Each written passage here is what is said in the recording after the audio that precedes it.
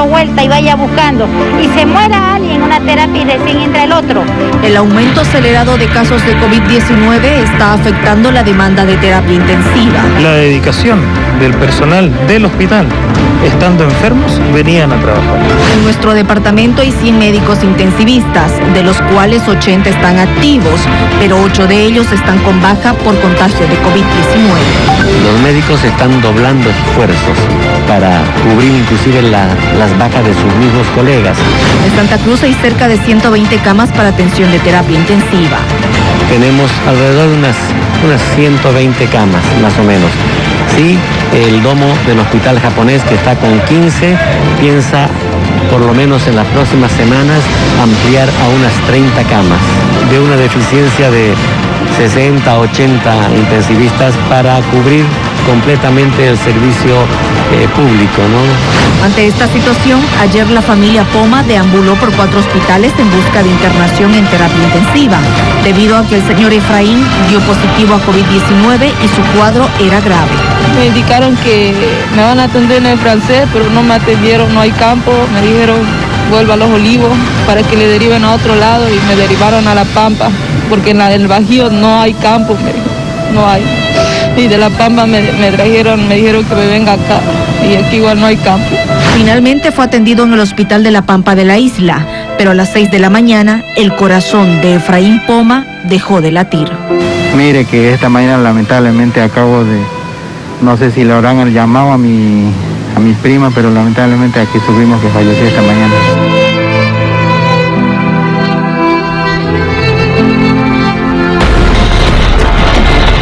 El caso de don Efraín anoche, que lamentablemente falleció esta mañana, que lo mostrábamos nosotros anoche, el pedido de esta hija desesperada, y que lamentablemente falleció hoy en la mañana, a primera hora, nos mostró quizás, creo, una realidad que hasta el momento o no nos queríamos dar cuenta o tratábamos de alguna manera de no mirar objetivamente.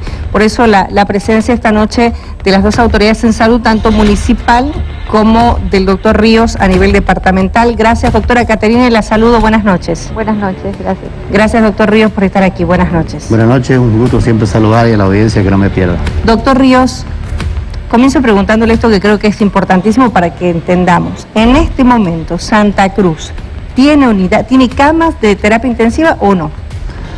En el sistema público estamos ahorita con la saturación al 100% de la... No hay. No, en la parte pública no. La seguridad social es un poco más dinámica porque ha logrado también hacer una buena ayuda, pero nos ha informado también saturación.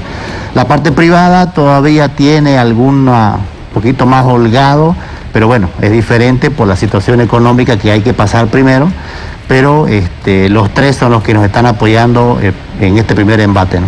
O sea que, doctor, hoy podemos decir que como, un vecino que no tiene recursos económicos para llegar a una clínica, no encuentra una cama de terapia intensiva si la necesita. No, y además, como indicaba, es bien dinámico porque en estos momentos podemos no tener, en el transcurso de las horas puede aparecer por las situaciones ya que conocemos, la mejoría de un paciente o lamentablemente, ¿no es cierto?, la baja de un paciente, es lo que usualmente en la jerga del hospital se llama cama caliente, ¿no es cierto? Una cama nunca termina al final de quedar mucho tiempo vacía porque inmediatamente es ocupada de acuerdo a la prioridad y el criterio médico que define en ese momento el paciente que tiene mejores chances de sobrevida, que el sistema hospitalario le puede dar mucho más una mejor atención, sobre todo para poder salvar el cuadro, y así es cuando se define en el criterio médico la referencia, que es de todos los días, a cada hora, y que, bueno, venimos hace semanas, esto no es de 2 o 3 días atrás, lo que hemos vivido el día de ayer no es un caso aislado, es algo de todos los días y que muchas familias la están sufriendo, ¿no? O sea, lo que veíamos del señor Efraín, esa búsqueda desesperada de esa hija, no era solo anoche, lo viven todos los días. No, claro que no, hace semanas, como dijimos, venimos con ese problema y es lo que anticipábamos hace tiempo atrás, ¿no es cierto?, que el aumento de casos nos iba a generar una saturación hospitalaria por la cantidad de camas que están habilitadas, ¿no es cierto?, y en tanto y en cuanto en los próximos días se logre de una vez por todas conseguir esa contratación nueva de personal que ya está enlistado, que ya está definido y que corren todavía unos temas más administrativos, vamos a conseguir ya la habilitación, pero y luego que consigamos tener una cierta cantidad que aumentemos de camas, yo digo, ¿y luego qué? Vamos a continuar en la misma situación. Los próximos días vamos a dar un alivio, pero el problema va a seguir existiendo, porque si bien el tema es estructural, ¿no es cierto?, y que no se ha podido crecer más de lo que ya se ha crecido, el tema está en que siguen llegando los pacientes, siguen enfermándose y sigue habiendo una porcentualidad que requiere hospitalización. ¿Qué pasa en el primer y segundo nivel? ¿Cómo lo están manejando en este momento? Porque anoche con el señor Efraín, él creo que fue, doctora Caterine, a un centro de salud que depende del municipio, después a otro, y finalmente terminó siendo atendido en un centro de salud de ustedes. Así es. Efectivamente, nuestras unidades de terapia intensiva que corresponden al tercer nivel no están dando abasto. Todo lo contrario a lo que sucede al primero y al segundo nivel. Hay que dejar muy claro a la ciudadanía que el primero y segundo nivel manejan pacientes de leve a moderado. Actualmente nuestra cama ocupacional en los segundos nivel de pacientes leves es del 30%. Tenemos cama para pacientes con COVID, leve y moderado. Pero no son unidades de terapia intensiva. ¿Qué significa esto? Que no son unidades de terapia intensiva, las cuales deben abrirse para darle oportunidad a ese paciente que tiene una enfermedad de base, a ese paciente que tiene un índice que esta enfermedad le sea letal, de poder tener un chance o una oportunidad de vida. Por eso es bueno siempre llegar a la población a través de la prevención, de la comunicación y pedirle que no esperen a complicarse, que no esperen a tener síntomas más serios, porque si usted se complica, estimado ciudadano, si al primer signo de fiebre o de gripe o de diarrea no acude a su centro de primer y de segundo nivel, en el momento que usted esté complicado, un centro de segundo nivel no podrá brindarle lo que necesita brindarle una unidad de terapia intensiva. ¿Eso pasó con el señor anoche? Exacto, y está pasando con muchos pacientes que se están tratando en casa porque la vecina, porque el amigo doctor, y tienen inclusive sus tanques de oxígeno. Es un tema que hoy lo estuvimos hablando con el doctor Marcelo Ríos en esta reunión que tuvimos con la Secretaría de Salud, con la Secretaria de Finanzas, tratando de buscar las soluciones mejores adaptadas y las soluciones que puedan llevarnos a una resolución integral de lo que es esta pandemia, dentro de lo que es la espera de la vacunación, para poder dar una solución más efectiva. O sea, en este momento entonces ustedes como primer y segundo nivel sí tienen la posibilidad de atender a los pacientes, pero que son pacientes leves, no son pacientes graves. Exacto, quiero que la ciudadanía entienda, el COVID y dentro de esta pandemia nos va a afectar en un 80% de forma leve a moderada. Todo paciente COVID al inicio de los primeros días de síntomas presenta una inflamación generalizada. Si acudimos al médico en los primeros 8-9 días, vamos a tener un freno de esta inflamación, lo cual nos llevará a evitar las complicaciones más severas. Lamentablemente, quizás porque el ciudadano tiene miedo a acudir a los hospitales o prefiere quedarse en casa, a pesar de que tenemos abiertos 3 unidades de aislamiento, como ser el San Isidro, Alto San Pedro y Valle de la Alegría, con más de 400 camas, no hemos podido copar esas camas porque el ciudadano prefiere quedarse aislado en casa, lo cual a veces es insostenible en hogares que tienen mucho flujo de personas, o también por un cierto miedo. Entonces queremos decirle al ciudadano, nosotros de forma integral en los sistemas de salud en los que estamos trabajando y coordinando para poder buscar las mejores medidas, es que acuda al primer síntoma o signo de una enfermedad gripal o de una diarrea que se está viniendo también de esa forma a sus centros de primer nivel. ¿Cuáles son los centros de primer nivel? Perdón que le interrumpa, doctora, porque es bueno saber cuál es el centro de primer nivel, dónde están ubicados los centros de primer nivel para que podamos acudir como Tenemos más de 68 centros de primer nivel, es esa posta que le llama a la gente propia de su barrio. Hablamos un Lazareto, hablamos un Elvira Wenderlich, hablamos de Los Olivos, hablamos del DM12, de ese centro que está cerca municipal a su casa, ese centro que usted puede ir caminando, ese centro donde se le puede dar las primeras atenciones con los antiinflamatorios y los médicos necesarios y los controles necesarios para poder llegar a un diagnóstico. Primero entonces asistir a estos centros. ¿Son de primer nivel estos centros? Estos centros son de primer nivel porque se tratan patologías básicas, pero se está diagnosticando el COVID y tratando el COVID. Entonces, primero acudir a ese centro de primer nivel. Si este paciente tiene mayor complejidad, será enviado a un segundo nivel. Y bueno, lo que está pasando es que nuestro segundo nivel, a pesar de que lo hemos equipado con terapias de unidades intermedias, y La Pampa, que tiene terapia de unidades intensivas, no está dando abasto porque el paciente está llegando complicado. Aún así, nuestros médicos de los segundos nivel están siendo muy humanitarios, recibiendo a ese rebalse que no está pudiendo sustentar los tercer nivel. En este momento, ¿el segundo nivel está rebasado? En este momento, las camas de unidades leves y moderadas se encuentran a un 30% en el segundo nivel. Vuelvo a recalcar, esta pandemia fue clara, no solamente a nivel Bolivia, sino a nivel internacional. Se habló que la mayor tasa de letalidad iba a ser para las personas adultas, los ancianos y personas con enfermedades de base. Siempre se puso eso para el ciudadano y se comunicó. Volvemos a pedirle al ciudadano que sea muy prolijio con la gente que ama, con sus abuelos, con sus padres, con las enfermedades de base y que mantengan las normas de bioseguridad, Cecilia, porque hay que aclararle algo al ciudadano.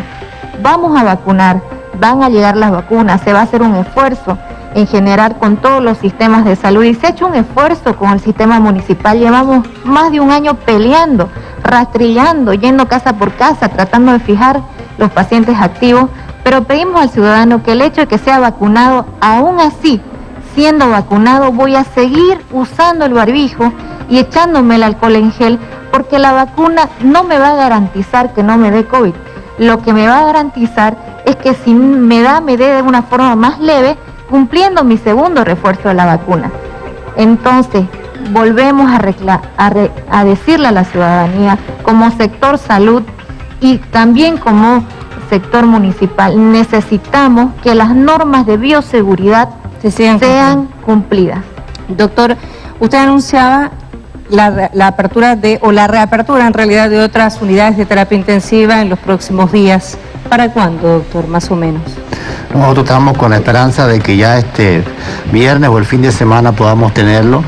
Esto nace de dos opciones interesantes. La primera, que es lo que ya se había anunciado, el tema de la contratación con recursos de los mismos hospitales.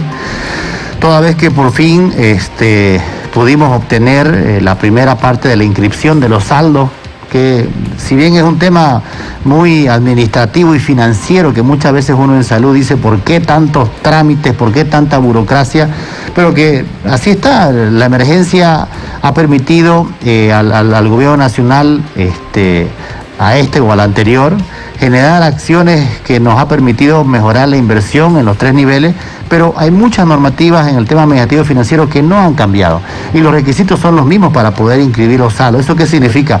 Que la plata que ya tenían los hospitales por parte de la gobernación y que iban a ser destinados para el Seguro Universal de Salud, ahora son los que se van a utilizar para la contratación de personal y para la compra de más insumos. Pero necesita que nuevamente el gobierno nacional a través del Ministerio de Economía y Finanzas apruebe, a pesar de que el presidente ya lo había autorizado, pero requiere los trámites de ley para aprobarlo.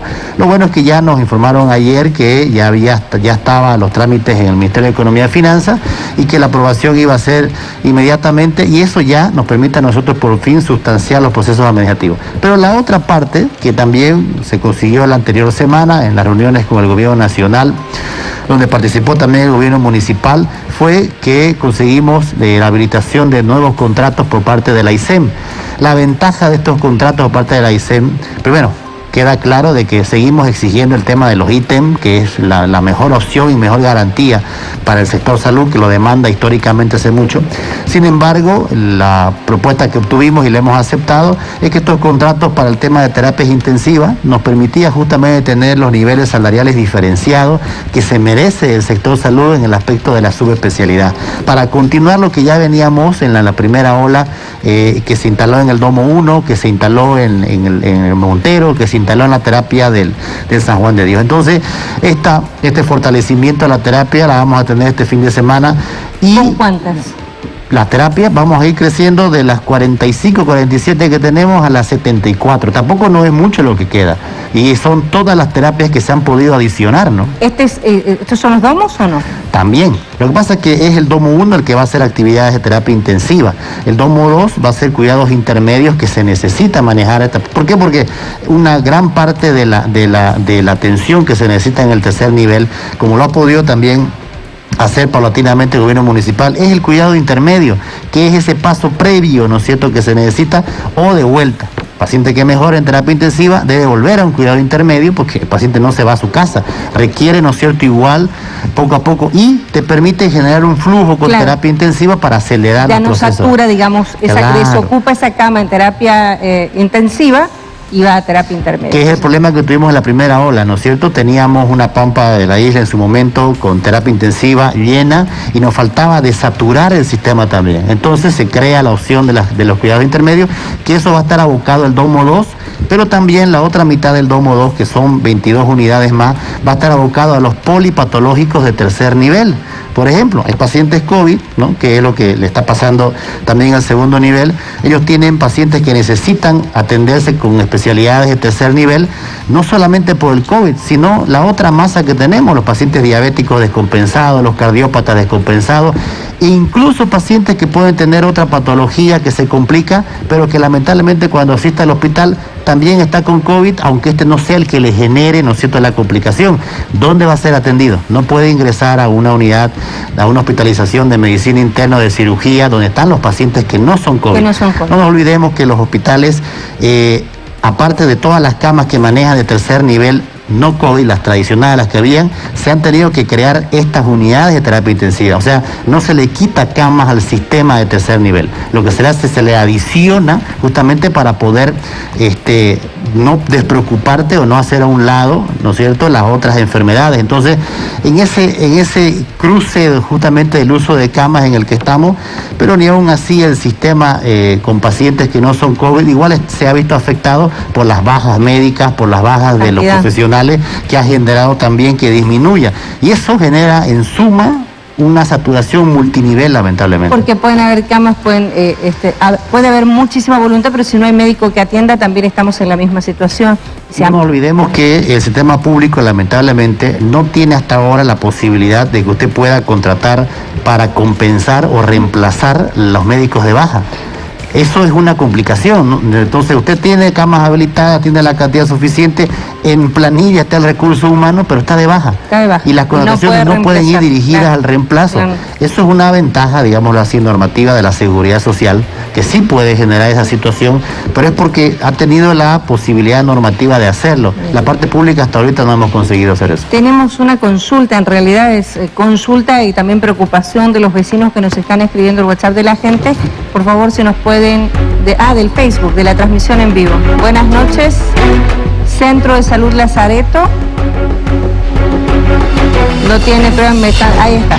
Centro de Salud Lazareto no tiene pruebas para COVID y no lo quieren atender a los pacientes. El señor Carlos Zelaya. Lazareto, ¿a quién le compete?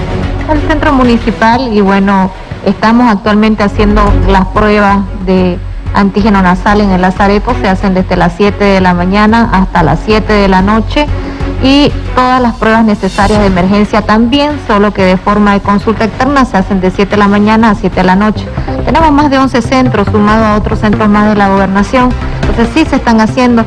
Lo que queremos pedirle a la ciudadanía es que lo que hemos podido evidenciar en el transcurso, quizás porque está la gente muy preocupada, es que se han estado molestando por el tiempo que requiere hacerse una prueba. A veces tardan como 30, 40 minutos, pero es necesario, porque el sistema de salud y porque el médico y todas las normas de bioseguridad que se deben realizar en el transcurso de que el paciente hace la fila y mantiene la distancia deben ser respetadas. Es muy importante que la ciudadanía entienda que nosotros estamos haciendo todo lo que es necesario para precautelar la vida, y también la parte de los hogares y la parte sustentable y que lleva a lo que es la economía de un hogar y a la nutrición. Es muy importante también que si no hacemos ese balance y ese equilibrio, es muy difícil luchar contra una pandemia cuando nos vemos rebajados en el aspecto económico también. A propósito de eso, hoy hubo una reunión, nos comentaban en este momento, no se ha definido nada con relación al pedido de los médicos, que era la cuarentena rígida, ¿no, doctor? ¿Ríos? Sí, porque no hay que mezclar algunas situaciones. El Servicio Departamental de Salud, además como determinación del COE, hace ya más de 6 semanas, determinó la preparación a la cuarentena rígida como una medida evidentemente última, pero una medida que va a permitir y que como recomendación sanitaria permite el corte de la transmisión del contagio del virus. Evidentemente eso requiere toda una preparación que no nace en salud, ¿no es cierto? Una preparación que requiere de que las autoridades y además de que los gobiernos municipales vean si pueden y existe la factibilidad, porque hay que entender que es una medida así, que evidentemente es sanitaria, pero afecta a la población en muchos aspectos, y ese ha sido, ¿no es cierto?, el debate. Salud no puede salir y dejar de recomendar la situación por lo que estamos viviendo, por la idiosincrasia, por el tema de la efectividad de los controles. Existe mucha situación que claramente estamos viendo en este ascenso franco y que la saturación del sistema es lo que nos está mostrando, de continuar el contagio, ¿no es cierto? Vamos a seguir teniendo problemas aunque tengamos todas las terapias abiertas. Ahora, no solamente la cuarentena rígida, implica otras medidas más, que eso es justamente las que hoy día con el gobierno municipal hemos tratado toda la tarde y hemos ido ajustando, conversando, viendo y hemos generado compromisos muy favorables para la ciudad, para que a partir de mañana comencemos con una reconducción de las estrategias y pueda toda la capacidad logística que tiene el gobierno municipal poder mejorar en el aspecto de atender y darle más opción al paciente, sobre todo captar de manera temprana, aislar de manera oportuna, ¿no es cierto?, tratar inmediatamente si se necesita, y en ese momento, como decía la doctora Cuellar, que no sea en las casas donde las personas se deteriore su evolución, sino sea en los centros de recuperación y inmediatamente empezar con el tratamiento. Doctor, nosotros queremos agradecerle, doctora, también el habernos acompañado esta noche.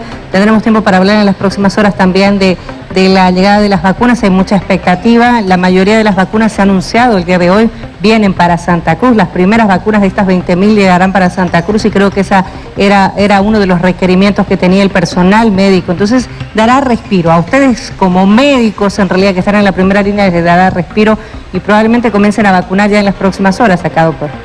Así es, si llegan, nos han confirmado que recién hasta el viernes, independientemente que sea el viernes o el fin de semana, por la cantidad ya hay una logística preparada, hay la capacidad de conservar esas cantidades.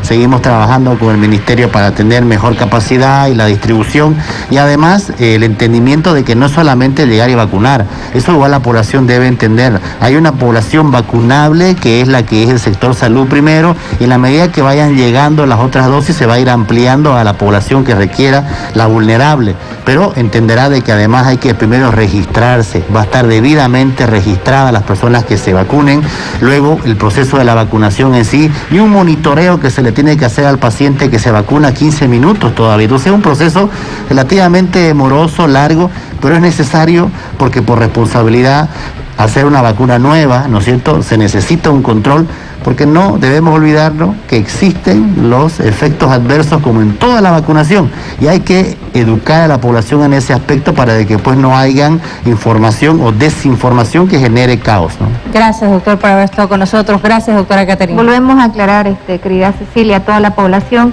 el gobierno municipal está buscando todas las soluciones responsables e integrales para poder luchar contra esta pandemia. Estamos organizando un centro de vacunación con más de 40 hectáreas que corresponde al corazón del cruceño, que es el Cambódromo, donde también nos va a traer salud y esperanza, coordinando que esta vacuna llegue en el transcurso de estas horas y de estos días, y estamos siempre predispuestos a todas las reuniones que sean necesarias para buscar un bien propio. Muchas gracias por haber estado aquí, los dos responsables de los niveles importantes en el tema salud a nivel departamental y municipal. Gracias y continuamos con más nosotros aquí en Que No Me Pierda. Seba.